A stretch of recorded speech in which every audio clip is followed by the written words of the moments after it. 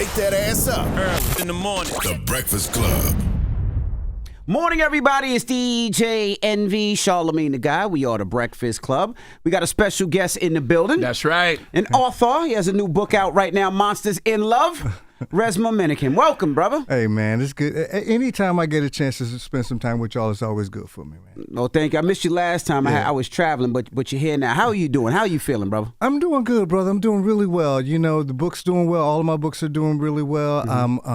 My family's good. My wife's good. My kids are good. You know, I can't complain, man. Resmaa's not just an author to me. He's a teacher and a healer. Absolutely. You know, talk to the people about what Monsters in Love is about. So Monsters in Love, man. So a lot of people don't know, but a lot of my work started as a therapist. So I've been doing therapy for 32 years. And a lot of my work was in couples, working with couples. And a lot of the stuff that I saw out there, brother, that was especially as it relates to black people and bodies of culture, it was just basically giving people tips, you know, on how, and a lot of times, man, when you're in long-term relationships, being in a long-term relationship is different than being in a dating relationship, right? And a lot of the tips are about how you rekindle things as opposed to how do you grow up. And so I wrote a book a number of years ago called Rock the Boat. Rock the Boat was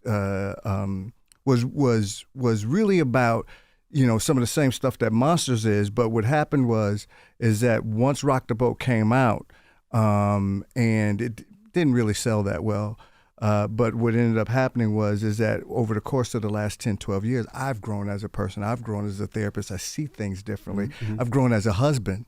I've grown as a father.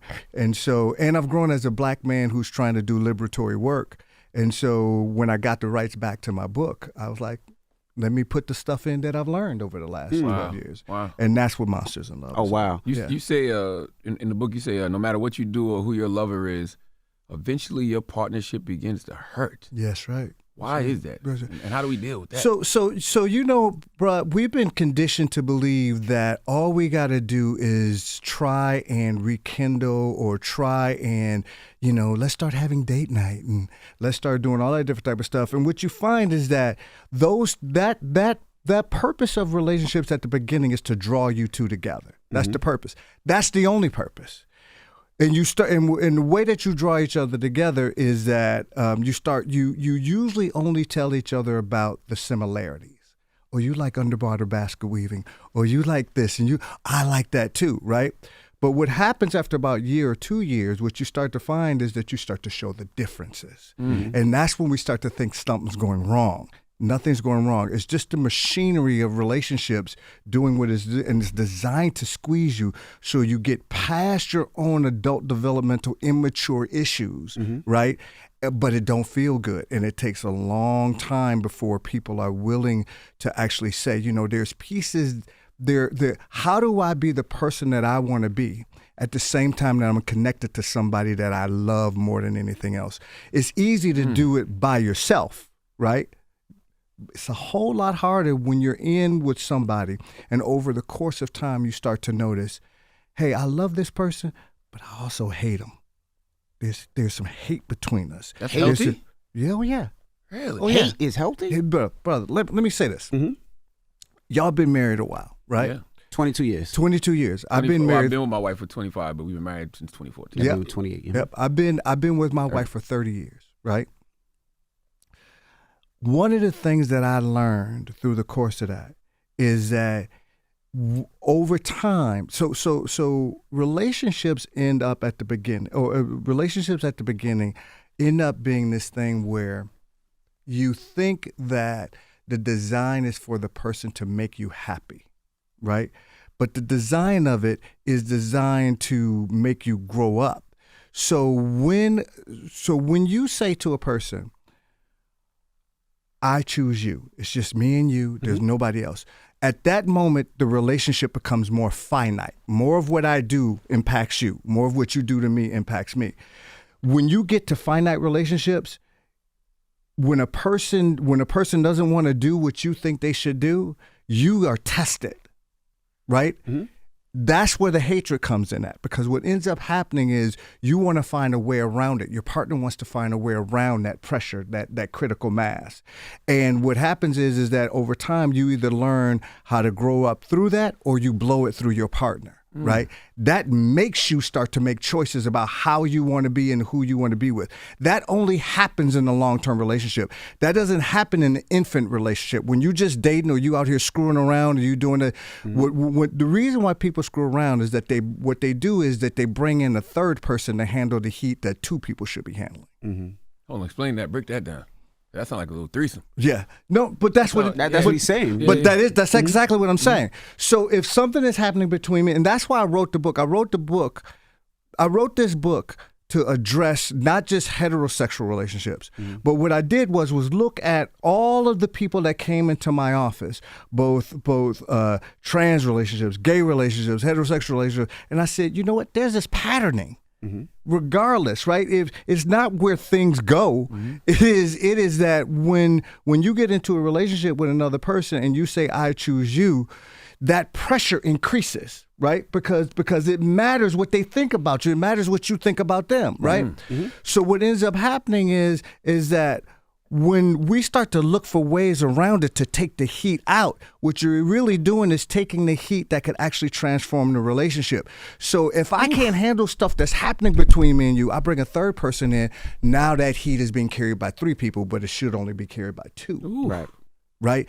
And what we try and do is find a way around stuff as opposed to going through it. And you know, I mean, y'all been in relationships long enough. You know, there are times where the easy way out, we're trying to get around it, looks good, but you find that when you do it, that it undercuts your development. Right? It undercuts like the pressure. I'm not saying you always should have pressure, but I'm saying the pressure actually creates opportunities for you to say, who do I want to be? And not only who do I want to be, but who do I want to be with you? Right? So in layman's terms, you're basically saying, you know, in some relationships, let's say they're having problems sexually in a relationship. Right. And instead of keeping the heat in the relationship, a woman might step out with somebody else that solves that problem instead of dealing with it at home. Not solves the problem. So takes the heat out of it. Right? Because so a lot of times people steal each other's choices, right? So it's one thing if we're in a relationship and I come to you and I say, look, I want to deal with somebody else, right? I'm giving you the choice to you wanted to have a monogamous relationship. I'm giving you the choice to decide whether or not you want to continue to be in a monogamous relationship. I've made a decision I no longer want to be in a monogamous relationship, right? So what we do a lot of times is we don't give our partners that choice. We steal it from them. We say, you don't get a choice to be in a monogamous relationship anymore. That's right. You have to be in a choice. You have to be in a poly relationship, right? And so the moment that I do that, I take the heat out, right? And if I stay with that person, here's the catch. That heat always comes back because it's not the heat around getting people to do what I want to do. It's the heat. It's the call to grow up as a person, being connected to another person, not being disconnected, but being connected to another person. Now you mentioned something earlier I want to go back to. When you said when you talk to couples, and a lot of times the answer for couples is, well, let's have a date night. A date night will fix that. And you said that's not the answer. So that's the first thing couples usually say. Those are the tips. We have kids. We work too much. We're not spending time with each other. Let's do a date night. But you're saying that might not be the answer. So think about it like this. When we were first dating, we had infinite choices. There are things that we could do. At some point, I could make a decision. I don't want to do this no more. I'm going to go date somebody down the street, right? But when you make a commitment like this, have y'all noticed this? And we've heard this before. When we were first dating, everything was cool. And the moment we moved in together, the moment we said I do, stuff changed. Sex changed. The perceived respect changed. Like all of this stuff changed. And what I tell people is that is an important element in long-term relationships. Isn't that normal? It's absolutely normal. It is absolutely normal part of a relationship, but we've been conditioned to believe that when that happens, something's going wrong, right? But when you say to another person, "I choose you," you get right up against your own development, because if you do something like it's like this. This is why people can go out to a club and tell a person in the club all their secrets, but the person that's laying on the pillow next to them, they won't say nothing about. Why? Because if I say that to you, if I say something to you, something about either sex or something about the way I want to have a baby, and I know you don't want to have a baby, I want these particular things, and I say it to you, and you turn your face up, right then, if I don't have a clear sense of myself in that moment, eventually I'm gonna stop saying that to you, because what you reflect back to me, I can't tolerate. Correct. I wonder, when Did that make sense? Did that make sense? It does. Yeah, Okay. absolutely. It does. I wonder, when you talk about that rough patch, how do you know the difference sometimes? Because like some people will get divorced and they'll say irreconcilable differences. That's right. That's what that sounds like to me. That's right. So the way that sometimes you only know the differences as you go through it. Right. This is what I say, that relationships are people growing machines. Right. I'm not the same dude I was when I met my wife. Right. Hopefully, I'm a little bit more. Hopefully, I can tolerate things a little bit differently. Hopefully, because of the arguments, because of the fights, because of some of the what I call the kind of critical mass that comes into the relationship. Hopefully, I've been able to say that when we go through it, that there's a purpose to it. Right. And it takes a minute to find, like, when we're going through stuff, when my wife, when something is important to my wife or important to my partner, and we're grinding on each other, like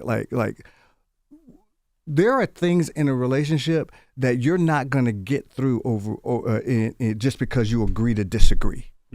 You're going to have to get through it because you're grinding on each other, right? You're going to have to get through it because this is not a choice. This is not about making, quote unquote choices. This is really about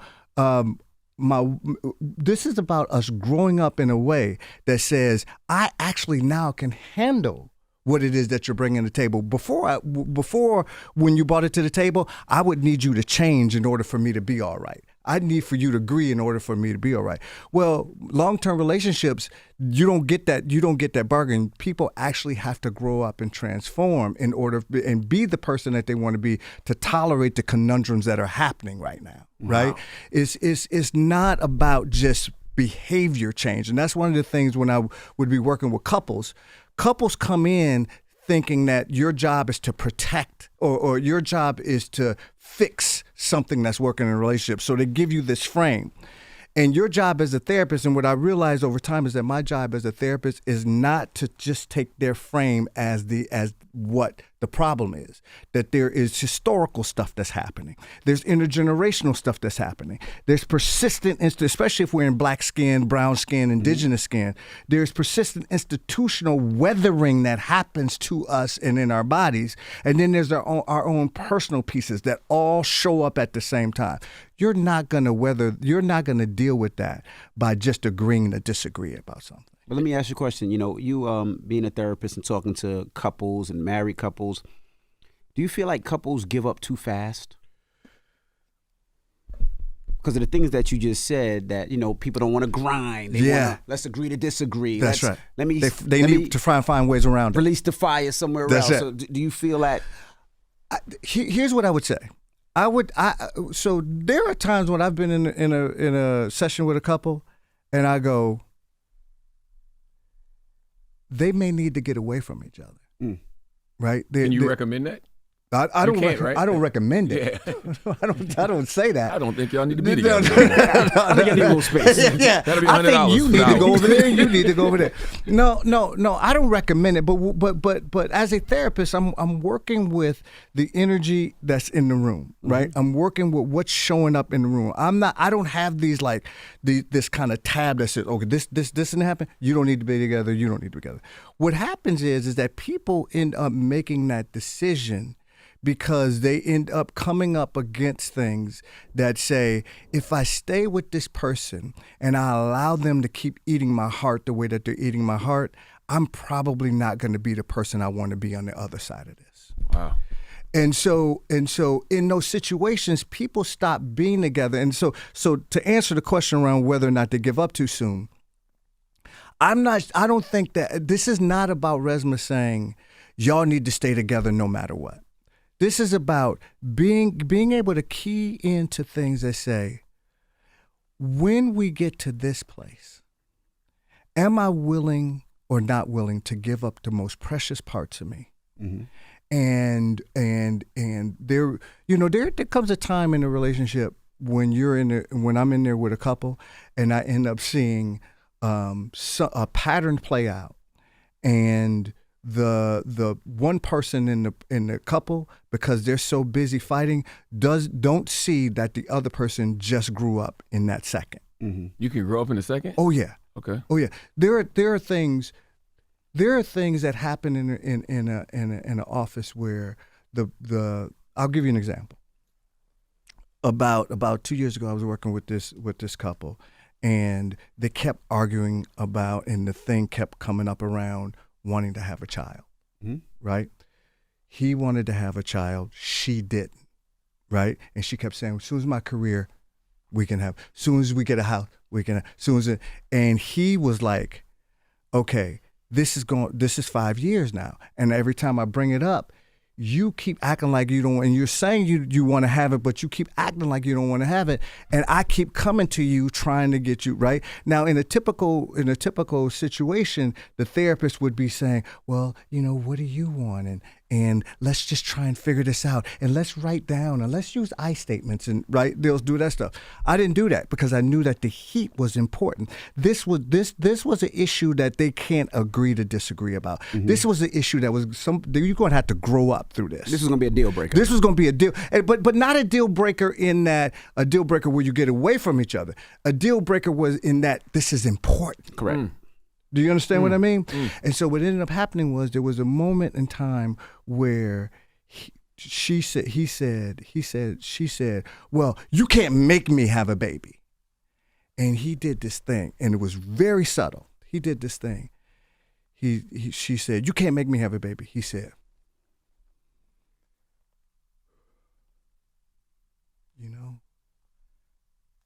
you're right.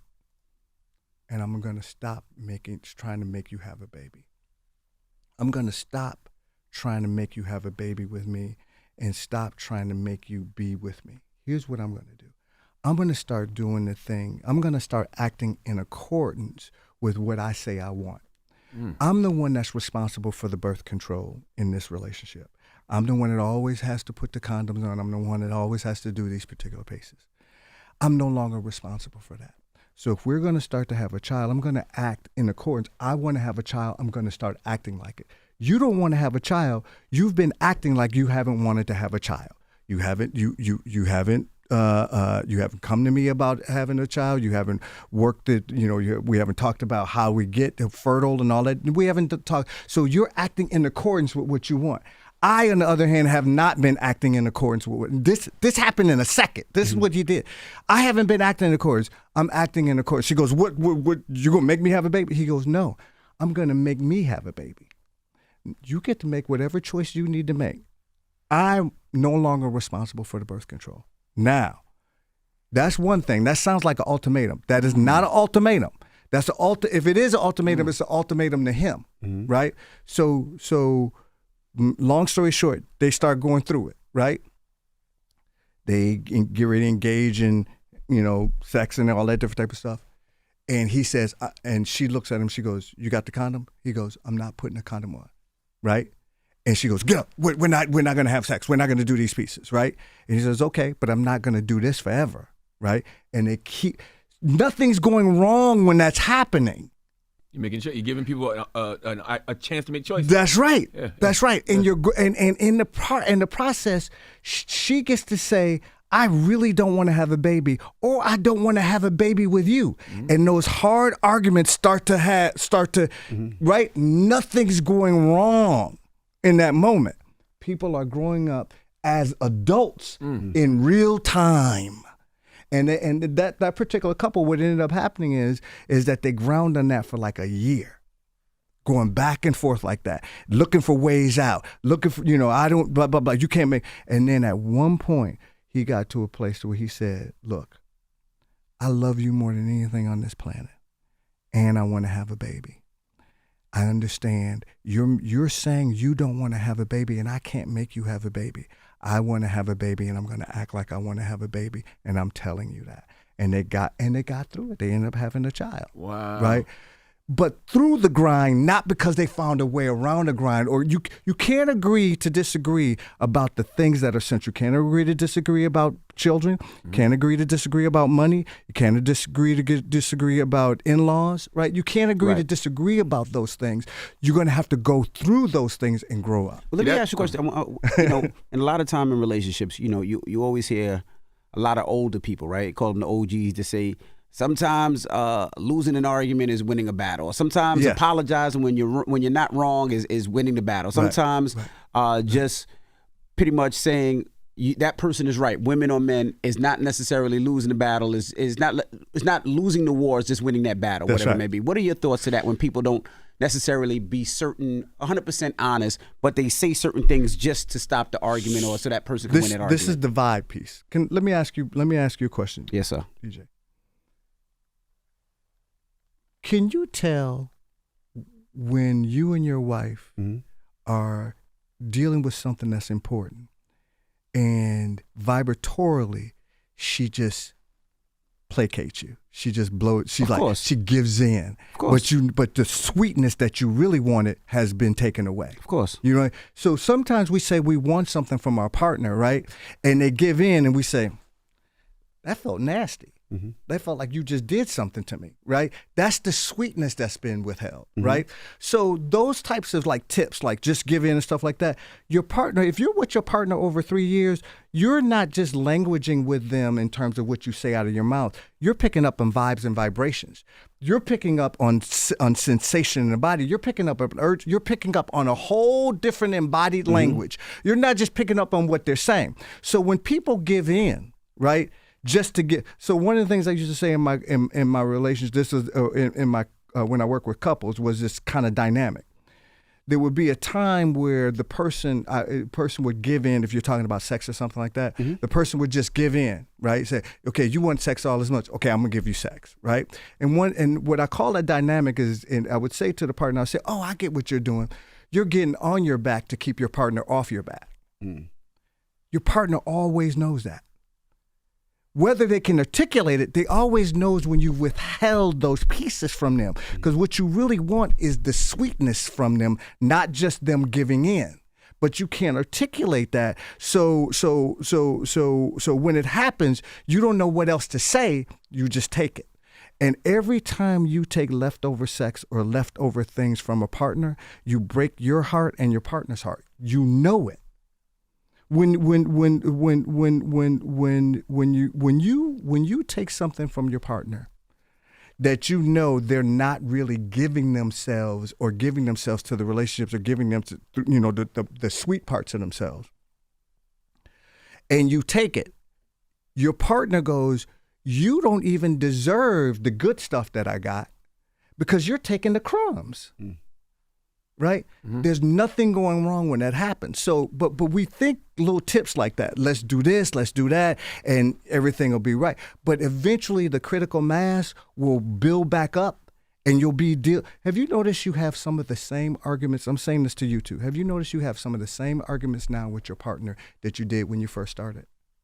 Not the same exact ones, but the patterning. It's the same. The things because you're learning each other all over again. You're not only are you learning each other, but it's because those things are important, and the things that you could normally go, oh, that's not that important, or baby this, that, and the other, right? That's already done. The only thing that's left is the hard stuff now, the stuff that you can't placate. So that's why you keep going over and over and over again. I love everything you're saying, man, and you have a section called "How Therapy Really Works." Yes, right. And it's in the chapters of when therapists cop out. Yeah. Right? To how do therapists often fail couples? Tips. Yeah. Tips. Because what you're giving sounds like real tangible things I can apply to a situation. Grit. Yeah. This stuff, marriage forces you to develop a thick skin, a fortified mindset, and a malleable heart. You understand what I mean? That malleable heart is the key piece. Some of us develop a thick skin in relationships. Some of us develop a fortified mindset and a hardened heart.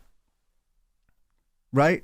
It's much harder to be in a relationship. Most of us that are in long-term relationships are in long-term relationships with somebody at some point that hurt us. Absolutely. Right? This isn't a relationship with somebody you just meet. This is a relationship with somebody that you've had the opportunity to hurt them and they have hurt you in some way or another, right? And you still in the relationship. That's a whole different process of working through than dating, right? The way that therapists cop out is that here's the dirty little secret. Most therapists are not as conditioned to deal with the heat and the trauma in relationships. They've been trained and got their PhD. They've been trained and got their LICSW. They've been trained in those pieces, but not trained in conditioning their body to be able to deal when all that heat shows up in the room. Think about it like this. If you've ever been, if DJ, if me and you were boys, right? And I came to you one day and I said, hey man, I'm thinking about running a marathon. And you'd be supportive, right? You both would be supportive. And you say, hey, cool, man, blah, blah, I know this dude, and I ran a marathon, right? You give me all the support. And then I looked at you in all seriousness, and you looked at me and you said, hey, man, when you thinking about running that marathon? And I looked at you in all seriousness and I said, tomorrow. I'm going to run this tomorrow. The first question you're going to say is, well, have you been running before? That's right. And I looked at you and I said, no, I haven't run it, but I did hear a podcast on it. I read a book on it, right? You know, I'm getting ready to be in some trouble, right? I'm getting ready. You know that I'm not conditioned to deal with what I'm getting ready to put myself through. Marriage and race and sex is no different. Most of us are not conditioned to deal with long-term relationships and sex, right? And so that includes therapists. So when that stuff all comes into the room, when all that heat comes into the room, we've been trained to teach people I statements. I was going to ask. Statements? I say, rather than me saying, when you do this, this is a, can you use an I statement? Say how you feel. Say, I feel. Got you. The moment you do that, couples know, oh, you can't handle the heat that we're bringing into the relationship. So they start taking care of you. Right? That's how, and most therapists are trained in that way. They have not been conditioned to actually work with the heavy heat that shows up. Most of the time when people come into our office or come into the office, y'all think about this. Most of the time when you go see a therapist, that stuff has been going on for 4, 5, 6, 7, 8, 9, 10 years before it goes. That's all that heat coming into the room. Most therapists are not conditioned to deal with it. A lot of people go to therapy, a lot of couples, because they want to learn how to communicate better. But you say you're against that. They don't want to know how to communicate better. They figure they done tried to do this for 10 years. They figure they'll pay you $200 an hour for you to figure out a way around it too. Or to be a referee. To figure out a way instead of going through it. Instead of going through it, to find a way around it. Got you. Right? And so what ends up happening is that, and then most therapists think that their job is to help them or help to fix them, right?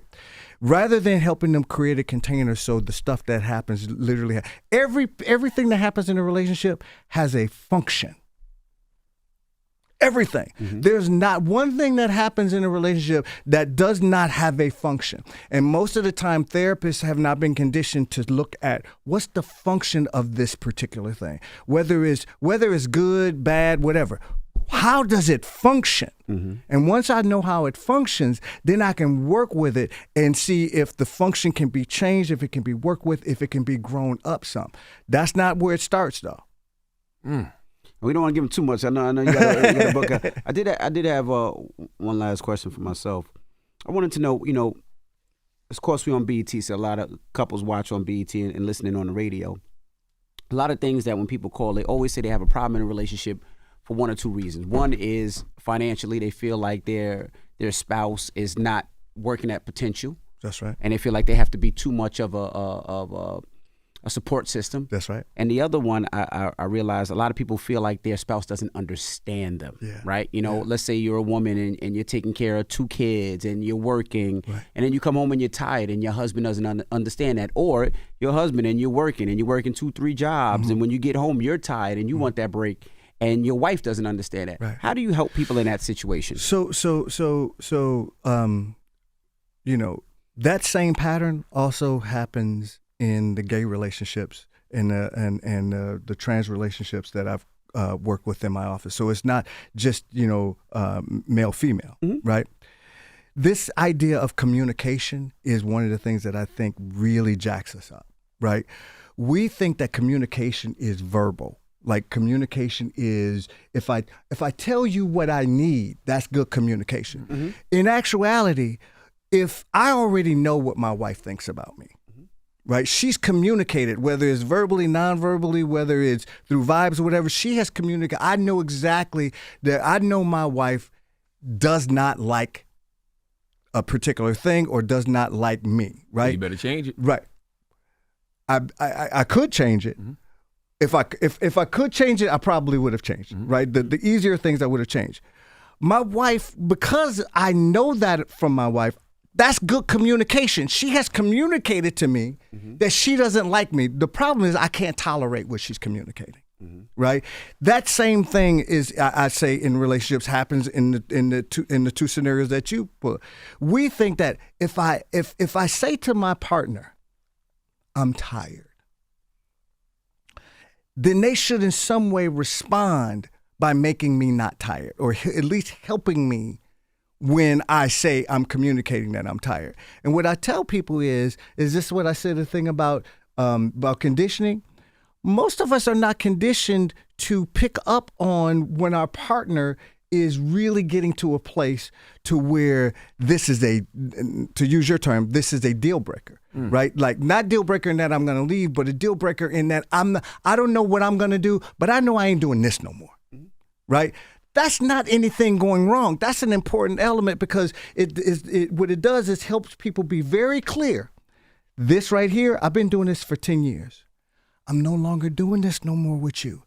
I'm not leaving, but I ain't doing this, right? And what happens is that a lot of times when this stuff is showing up, people want to find ways around it. They want little tips. They want little things to try and figure out a way around it. There is no way around that piece. You got to grow through that. You have to get to those places. That buildup has to happen, and people have to be able to get to a place to where they go, you know what? You're important to me. I'm important to me too, though. And that is a lifelong thing, right? That happens. So the 4 things that get people into conundrums and in difficult situations, 4 things: money, sex, kids, and in-laws. You can't agree to disagree about those things. Money, sex, kids and in-laws. Not even the in-laws? You can't agree to disagree. I don't like your mama, but for the last 10 years, she been coming and staying with me and giving her opinion about stuff, and I've been getting around and I've been scooting around it, and I've been trying to say something about it.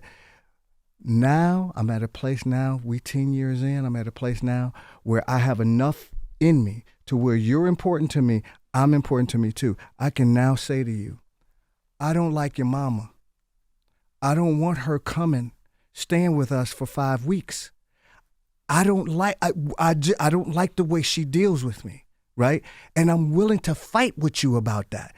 Do you understand what I mean? Right, it's absolutely. important that we fight about this. I'm glad you keep using the word fight, because that's going to be a fight. That's going gonna be a fight. absolutely. But it's an important fight. It's not a fight that about something's going wrong. It's a fight about you're important to me, this is important to me, and I'm important to me at the same time. I got a few more questions, because I know people will hear this and they'll be like, is Monsters in Love just for couples in conflict? No. Okay. Monsters in Love is really about how you develop an understanding of the architecture of how relationships actually function. That's the primary thing. Monsters in Love, all of my books are about you read pieces, you know this, Charlamagne. Yeah. You read parts of my book, you have to put it down. Right? Because the most important part of my book are the activities, the practices. It's not just reading. There are parts of my book, you pick it up, you look at it, you got to put it down because it works on you. It's about, oh man, here are the ways I've moved around this, right? And so Monsters in Love was really my take. So Quaking, My Grandmother's Hands was really about self. Quaking was about kind of like community. Yep. This one is about couples, the more intimate relationship, right?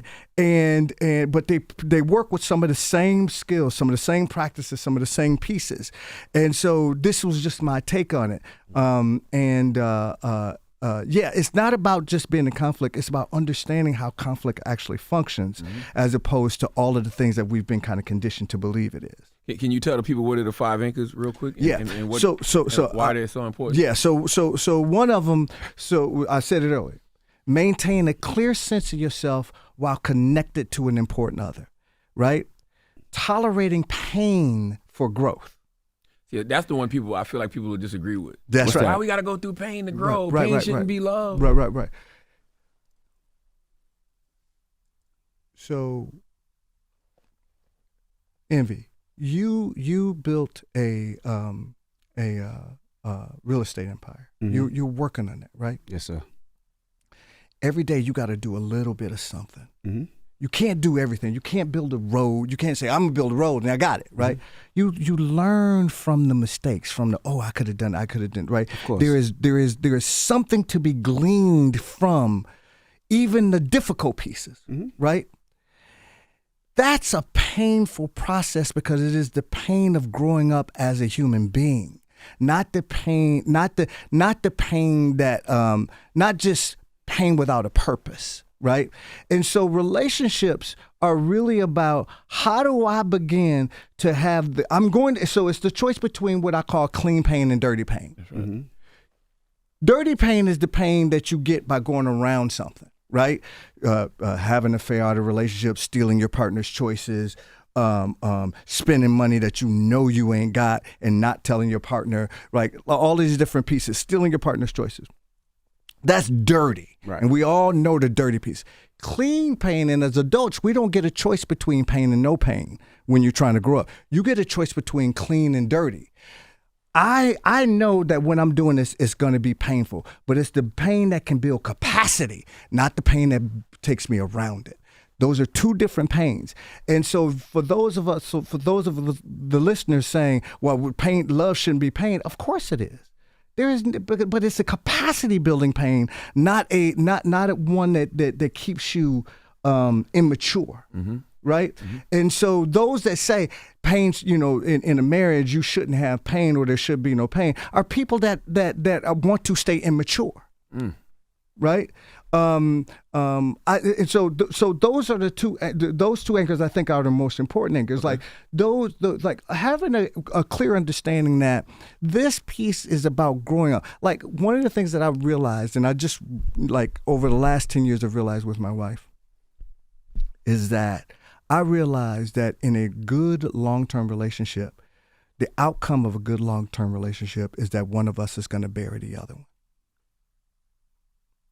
That's the outcome of a good long-term relationship. Yeah. That our work with each other is we're growing ourselves up, growing each other up, and the payoff at the end of that is that one of us is going to bury each other, and that hopefully at the end of that our hearts are light enough to where we say, "Good job." Wow. I'm glad you didn't give the other 3 anchors because I want them to go buy it. Go read that book. One more question. Yeah. What's the one biggest piece of advice you have for couples who are going through conflict, who are going through difficult times? Yeah. Slow down. Slow down. Just breathe. White body supremacy, and I haven't talked about this, but and this is the more larger pieces. White body supremacy, one of the primary things of white body supremacy is urgency. Urgency is how this whole thing, especially with our bodies, right? That's how this whole thing was founded, right? The plantation. What I tell people is that the plantation was actually a sanctioned rape factory, right? And a lot of us come from bodies who were for 200 years raped and used as product. What makes us think that those bodies weren't conditioned around that trauma. And what makes us think that that stuff is not going to show up in our relationships right now? Those conundrums, those pieces around body sovereignty. Do I have sovereignty over my own body, or do you have sovereignty over my body? That's the whole thing right now. And so what I tell people is, one of the first things that I do when I'm working with people is slow down. Quiet. It's all right. Yes, it feels like your body's gonna be ripped apart. Yes, you think that you're not gonna survive this. Slow down. Learn the things that you need to learn, and you have time. Wow. Resmaa Menakem. Resmaa Menakem, ladies and gentlemen. Teacher, we appreciate you joining us, I brother. appreciate you, brother. I don't want to overload y'all, but go get Monsters in Love. Go get The Quaking of America. Go get My Grandmother's Hands. And this, I haven't seen these albums. Yeah. Right? So the Dismembered and Unarmed. So I do an album with each book. Okay. Either I get with other musicians and I train them on the practices in the book, and then they go and create songs about those things. Wow. So that's Dismembered and Unarmed. And then Feral Dreams is actually I kind of looked at it as, remember Ballad and the Bullet by Malcolm X? Yeah, absolutely. Just all of his speeches. That's what Feral Dreams is about. It's all of my speeches. Okay. And so you can so if you buy the album, you can download it on your phone, or it's also a vinyl album. So for people that love your culture quote, I'm sure that's on it. Yep. That culture quote is everywhere. Thank you, man. Thank you. Everywhere. Thank you. It is. That's every place, man. And it's one of those pieces, man, where I actually have a thing on my website where people can sign up for all of my quotes 365 days a year for free. You just get a quote on your phone. And it's designed to help particularly Black and brown and indigenous people understand that we're not defective. Right? That we live in a culture where we've been taught and have been connected to bodies that have been taught that we're defective. And one of the things I want to do with my books and with my music, with the music and everything, is to say we're not defective. We don't need to start from that place. That's not what's happening. So. All right. Yes. That's right. Resmaa Menakem, we appreciate you for joining us again. You. Make sure you follow him. What's the Instagram? Resmaa.com. If you go to Resmaa.com, RESMAA.com, or Resmaa Menakem on Instagram. All right. It's The Breakfast Club. Good morning. On BET. On BET. Wake that ass up. In the morning. The Breakfast Club.